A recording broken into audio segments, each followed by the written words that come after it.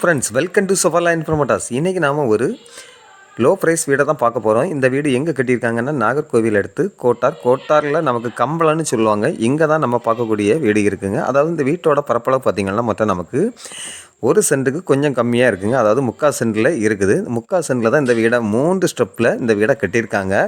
அதை பார்க்குறீங்க, இந்த வீட்டோட க்ரௌண்ட் ஃப்ளோரில் பார்த்திங்கன்னா ஒரு ஹால், ஒரு கிச்சன், ஒரு காமன் பாத்ரூம், அந்த மாதிரி தான் இந்த வீடை க்ரௌண்ட் ஃப்ளோரில் செட் பண்ணியிருக்காங்க.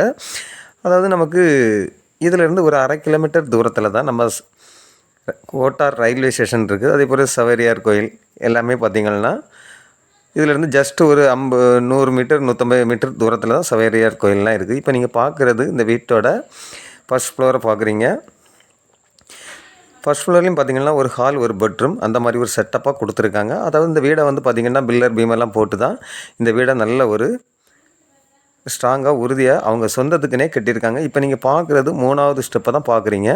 3வது ஸ்டெப்லேயும் பார்த்திங்கன்னா ஒரு ஹால், ஒரு பெட்ரூம், அதோட சேர்ந்த ஒரு அட்டாச் பாத்ரூமும் கட்டியிருக்காங்க. பார்க்குறீங்க, பாத்ரூம் டைல்ஸ் எல்லாம் பார்த்திங்கன்னா நல்ல ஒரு மாடலாக ரொம்ப சூப்பராக நீட்டாக கொடுத்துருக்காங்க.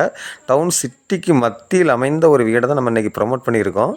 பார்க்குறீங்க, அதாவது மொட்டை மாடியில் இருந்து பார்த்திங்கன்னா நமக்கு கோட்டார் ரயில்வே ஸ்டேஷன் தெரியும், நாகர்கோவில் பஸ் ஸ்டாண்டு தெரியும். அந்த மாதிரி ஒரு டவுன் சிட்டிக்கு மத்தியில், அதாவது இந்த வீடு இருக்கக்கூடிய ஏரியா பார்த்திங்கன்னா நமக்கு கம்பளம்னு சொல்லுவாங்க. சௌரியார் கோயிலுக்கு நேர் பேக் சைடு தான் இந்த கம்பளம் ரோடு வருது. இந்த ரோட்டில் தான் இந்த வீடு இருக்குது. இந்த வீட்டுக்கு இவங்க கேட்கக்கூடிய ப்ரைஸ் பார்த்திங்கன்னா ஃபைனலாக 39 லட்சம் சொல்கிறாங்க.